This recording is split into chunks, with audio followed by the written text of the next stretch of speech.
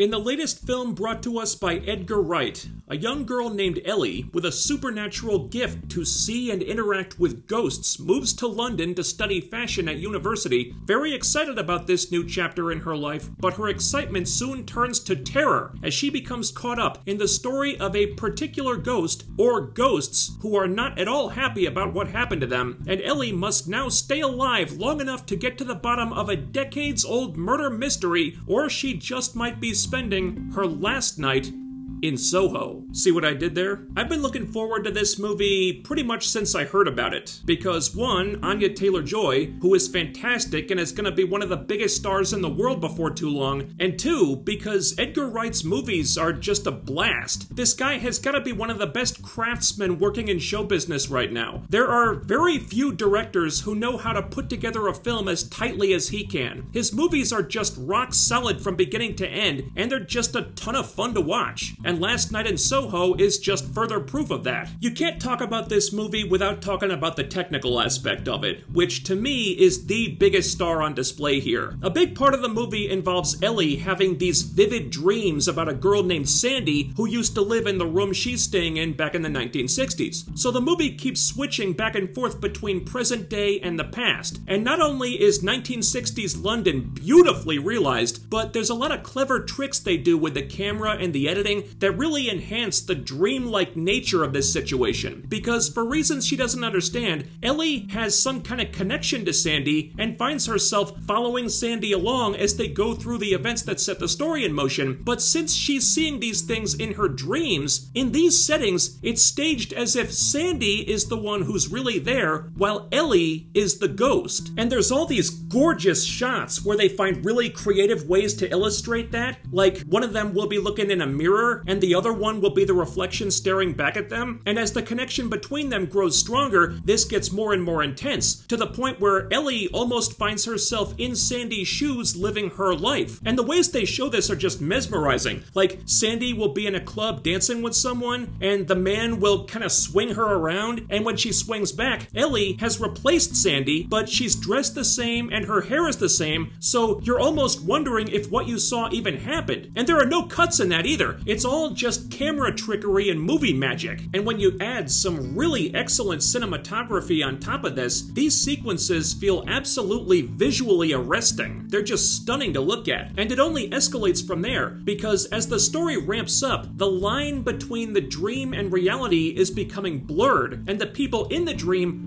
almost start to notice that something is wrong here. Maybe not on a conscious level, but Ellie is like this strange presence that's becoming more and more vivid to them, just to the point where she kind of starts to interact with them, which makes things even more mind-bendy, because what's gonna happen if and when they realize that she's there?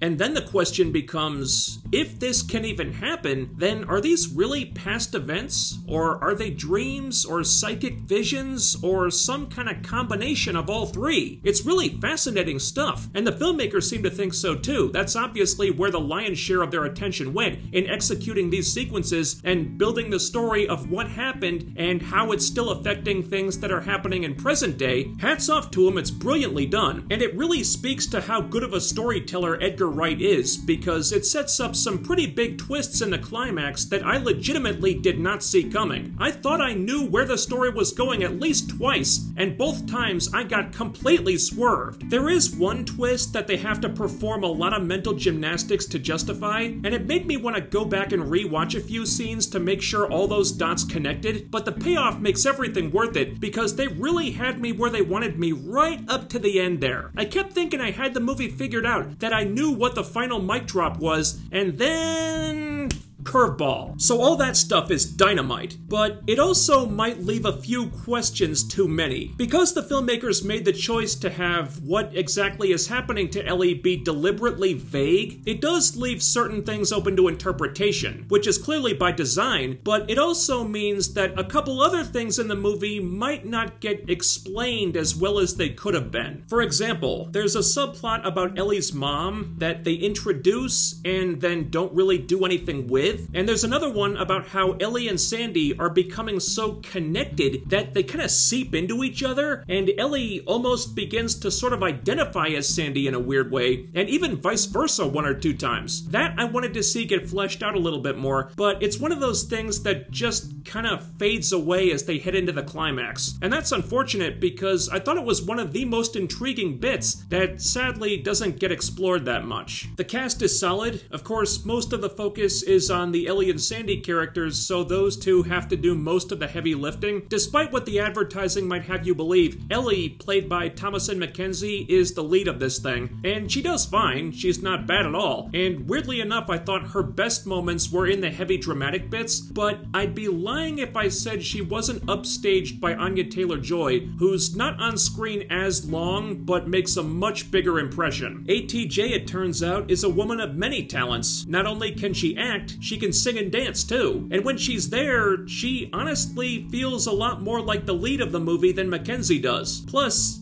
and this is getting nitpicky now, she's also easier to understand. This is something I've seen happen before in other movies. Sometimes when English filmmakers direct English actors, there isn't as much of an eye for how a heavy UK accent might not be totally intelligible to a neophyte Westerner such as myself. And some of the characters here, specifically Ellie and a couple of the girls at her school, have different regional accents, some of which are heavy accents. So there were a handful of scenes with some bits of dialogue that I just didn't get. I was having trouble making out what they were saying. But I tend to have trouble with accents sometimes, so that might just be me, and it never becomes a real problem. I still got the gist of it. It was just something I noticed once or twice. But honestly, that's just a nitpick, and it's really one of the only nitpicks I could come up with. Otherwise, Last Night in Soho is a terrific film. It's got suspense, surprises, it makes you think, it's got some really compelling ideas, it's beautifully directed. Edgar Wright hit another bullseye with this one. I say go see it. In fact, its only drawback is contributing to this weird kick Hollywood has been on lately, where they keep making movies about female protagonists who want to become London fashion designers, or the fantasy equivalent of a London fashion designer. I swear, I've seen at least 3 or 4 movies in the last couple months alone that have done this. Why does every female character want to be a London fashion designer all of a sudden? Is that the only career path that Hollywood screenwriters think is sexy right now?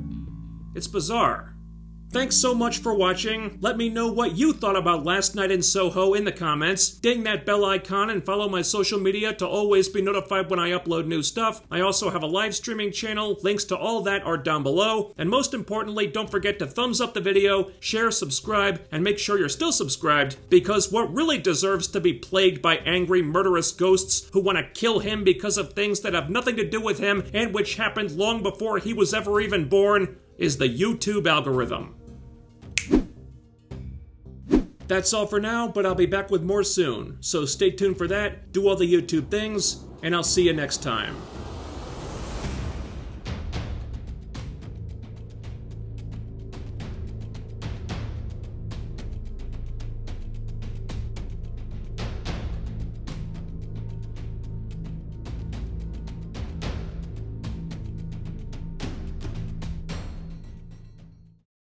When you're alone and life is in your you can always go downtown.